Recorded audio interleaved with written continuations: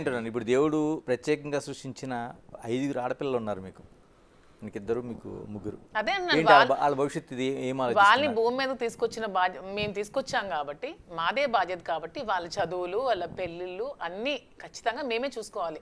పిల్లల్ని కన్నం వరకే మన బాధ్యత, వాళ్ళ తలరాతలు మన కనలేం, వారు ఏమవుతారో పెద్ద అయితే ఏం చేయగలరో మనం ఏం చెప్పలేం. కానీ వాళ్ళని పెంచడం వరకు, వాళ్ళు చదివించడం వరకు, వాళ్ళు పెళ్ళిళ్ళు చేయడం వరకు బాధ్యత ఖచ్చితంగా ప్రతి తల్లిదండ్రులకు ఉంటుంది. ఆ బాధ్యత మేము తీసుకుంటాం అంతే. దానికి మించి ఇంకేం చేస్తాం? పిల్లలకి వాళ్ళు చదివిస్తాం, ఈ నిర్ణయం వల్ల వాళ్ళ ఎఫెక్ట్ కాకూడదు. మీకు ఇంకా ఒక బాధ్యత ఉన్నట్టుంది. ఇంకొక పాప పెళ్లి ఉంది శ్రీనివాస్ గారు, ఆమె పెళ్లి ఫస్ట్ ఆమె మ్యారేజ్ చేస్తాం. ఆమె మ్యారేజ్ కోసమే డబ్బులు ఫస్ట్ సంపాదించిస్తాం.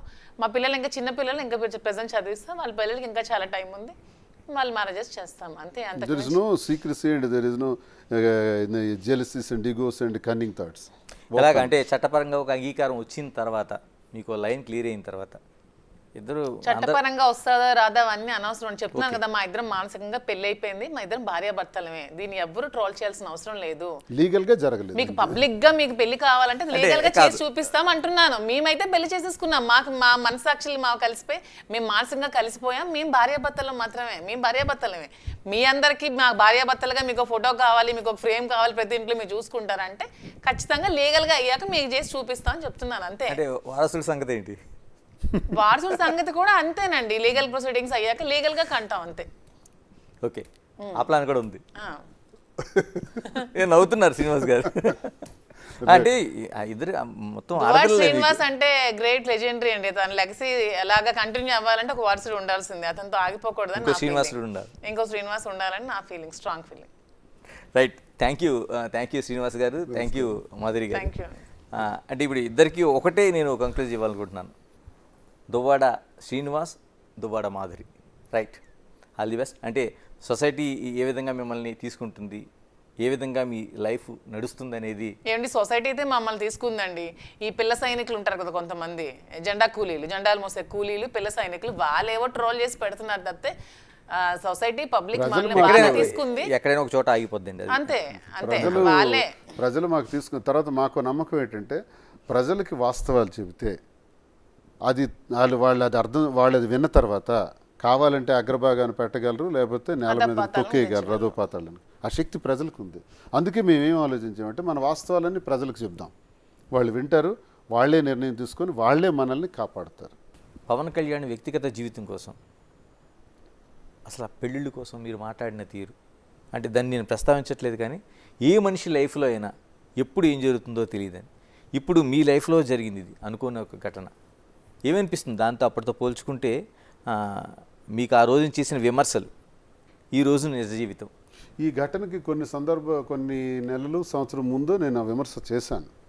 నిజమే, చేసిన దానిలో నేనేమని విమర్శ చేశానంటే, మా వైజాగ్ అమ్మాయి నందిని అనే ఒక అమ్మాయిని ఆయన పెళ్లి చేసుకున్నారు, చక్రధర్ గారు అమ్మాయి.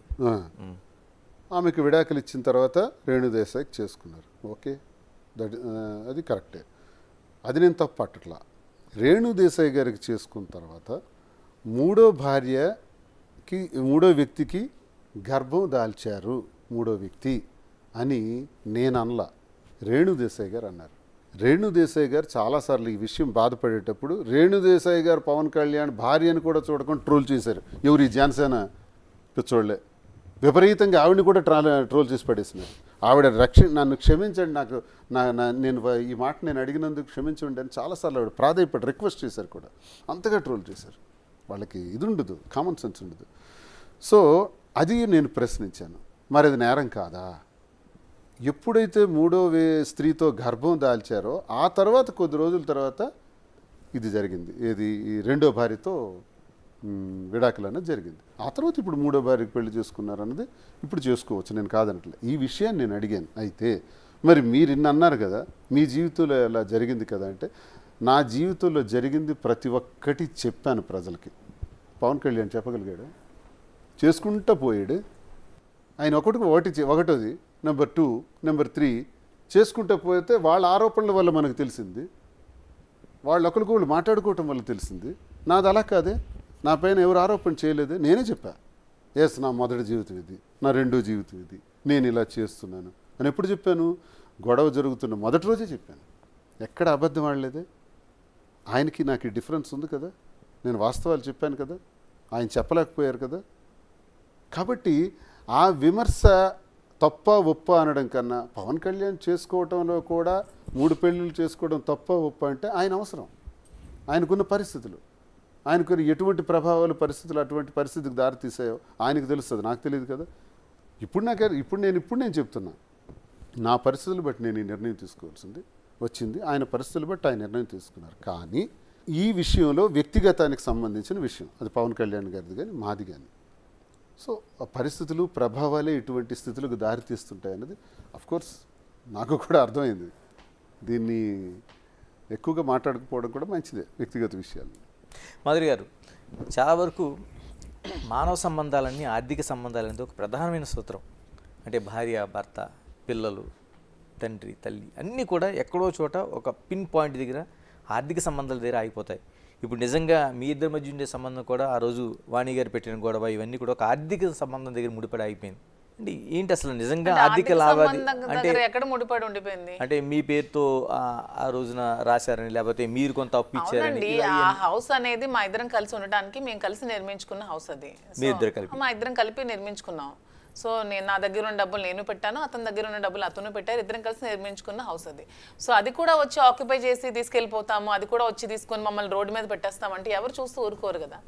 సో మీరు అన్నట్టు ప్రపంచం అంతా సంబంధాలను ఆర్థిక సంబంధం అవ్వచ్చు, కానీ మాధురి దువ్వాడ శ్రీనివాస్ది ఆర్థిక సంబంధం కాదు, అది మానసికమైన సంబంధం మాత్రమే. 100% ఆర్థిక సంబంధం మా ఇద్దరిది కాదు. వాణి గారు చెప్పినంత స్ట్రైట్గా మీరు ఎందుకు చెప్పలేకపోయారండి? మా ఇద్దరం కలిపి ఉండటం కోసం ఒక ఇల్లుని కట్టుకుంటున్నాం, మేము ఉండాలనుకుంటున్నాం అని అమ్మాయి ఎంత స్ట్రైట్గా చెప్పదలుచుకున్నప్పుడు ఎందుకు దువ్వాడ శ్రీనివాసు ఎందుకు చెప్పలేకపోయారు? అంటే తన ఇంటి దగ్గరికి రావటమే మొదటి రోజే పిల్లల్ని కలవటానికి, తండ్రిని కలవటానికి పిల్లలు వచ్చారు అని చెప్పింది. పిల్లలు కలవటానికి అలా రావటం ఏంటి? మీడియా ఎందుకు పిల్లలు కలవటానికి? కారాలు, నిచ్చెన్లు, రాడ్స్ ఇవన్నీ ఎందుకు? ఒక ప్లాంట్గా వచ్చింది. రెండో రోజు అలాగే వచ్చి డోర్లన్నీ విరగ్గొట్టి లోపల ఎంటర్ రావడానికి వచ్చారు. మూడో రోజు, నాలుగో రోజు టెక్కల్లో నువ్వు ఉండకూడదు, ఇంకెక్కడికైనా పోవాలి, ఎమ్మెల్సీగా ఉండకూడదు, రాజీనామా చేయాలి, లేనిపోని మాటలంటూ ఆడిన అర్థం పర్థం లేని మాట్లాడారు. లాస్ట్గా ఆమె ఏం చెప్పారంటే ఇంటిలోకి నేను ఎలాగైనా వస్తాను అని చెప్పారు. అప్పుడు ఇంటి సందర్భం వచ్చింది, ఇల్లు నాకు కావాలి అన్నది. ఇల్లు నీకు కావాలి అనుకునేటప్పుడు ఇల్లు నాది కాదు ఇది అంటే. నేను ఇంకోటి చెప్పాను, ఎప్పటికైనా నా తరం తర్వాత నేను అయిపోయిన తర్వాత పిల్లలకి వస్తుంది, ఎక్కడికి వెళ్ళిపోతుంది. కానీ మీరు అది అంతవరకు ఆగలేదే, ఆగకుండా ఇల్లు కూడా నాకు ఇచ్చేయాలి అనేటప్పుడు ఆ ఇల్లు కట్టడంలో తన భాగస్వామ్యం కూడా ఉంది కాబట్టి నేను ఆ ఇల్లు ఎలా ఇవ్వాలి?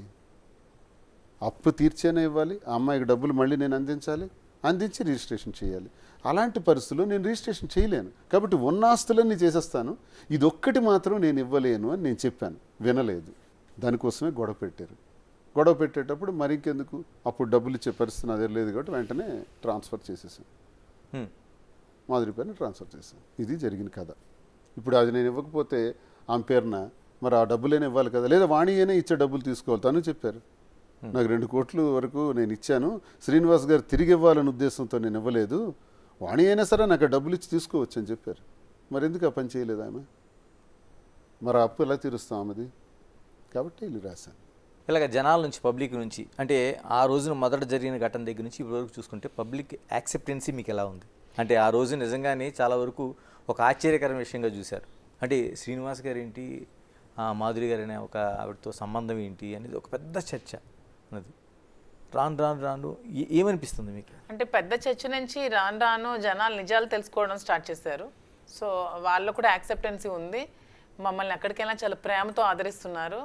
అసలు వాళ్ళ ఇంటి ఆడపిల్ల నన్ను చూసుకుంటున్నారు. నాకు కొన్ని దగ్గర నాకు కళ్ళు చెమర్చే సిచ్యువేషన్స్ కూడా నాకు ఎదురయ్యాయి. ఒకరోజు ఒక బ్యూటీ పార్లర్కి వెళ్తే ఫారెన్ నుంచి ఒక ఆవిడ వచ్చారు. అంటే ఆవిడ వైజాగ్ ఆవిడ, అక్కడ అడ్వకేట్ తను. నా కోసం ఒక 2 hours వెయిట్ చేసింది నన్ను కలవడానికి. వెయిట్ చేసి వాళ్ళ ఇంటికి తీసుకెళ్ళి నన్ను ఒక ఆడపిల్లలా ట్రీట్ చేసి పంపించి చీర బొట్టు అన్నీ పెట్టి పంపించడం జరిగింది. ప్రతి ఒక్కరు కూడా వాళ్ళ ఇంటి ఆడపిల్లలా నన్ను ఆదరిస్తున్నారు. అవన్నీ చూస్తే నాకు చాలా హ్యాపీగా అనిపిస్తుంది. వాటితో పోల్చుకుంటే ఈ ట్రోల్స్ అనేవి నాకు 0 అనిపిస్తుంది. వాళ్ళ ప్రేమ ముందు ఇలాంటివన్నీ నా బ్యాక్ సైడ్ ట్రోల్ చేసే వాళ్ళకి అవన్నీ ఒక 0 అనిపిస్తుంది నాకు. వీళ్ళ ప్రేమను చూస్తుంటే పబ్లిక్ యాక్సెప్టెన్స్ చాలా బాగుందండి. మా ఇద్దరిని చూస్తే వాళ్ళ కళలో ఒక యాంగ్జైటీ, ఎక్సైట్మెంట్, హ్యాపీనెస్ కనిపిస్తున్నాయి. ఎక్కడికి వెళ్ళాం మమ్మల్ని కలవడానికి ఎక్కడెక్కడి నుంచి మా ఇంటికి వస్తున్నారు.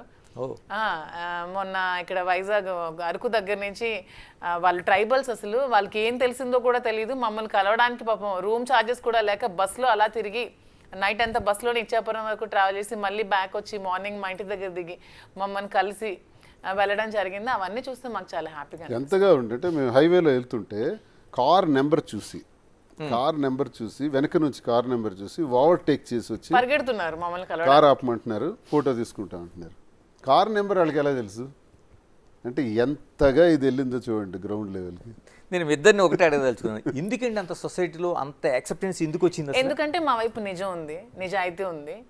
సో అందుకనే వాళ్ళు అంటే accept మీ చేస్తారు. ఇద్దరి వైపు నిజం అనేది ఎప్పటికైనా గెలుస్తుంది అనే దానికి మేమే ఎగ్జాంపుల్. నిజం గెలిచింది కాబట్టి వాళ్ళందరూ మమ్మల్ని యాక్సెప్ట్ చేశారు, మమ్మల్ని అలా ప్రేమగా చూసుకుంటున్నారు. మాలో నిజాయితీ లేకపోతే అలా చేసి ఉండేవాళ్ళు కాదు. సో మాలో నిజాయితీ ఉంది కాబట్టి ప్రజలు కూడా మమ్మల్ని యాక్సెప్ట్ చేశారు, అంతే విధంగా ఆదరిస్తున్నారు. సో వాళ్ళందరికీ మేము టెక్కలి నియోజకవర్గం ప్రజలకు ఎప్పుడో ఎప్పుడో తెలుసు తెలుసు.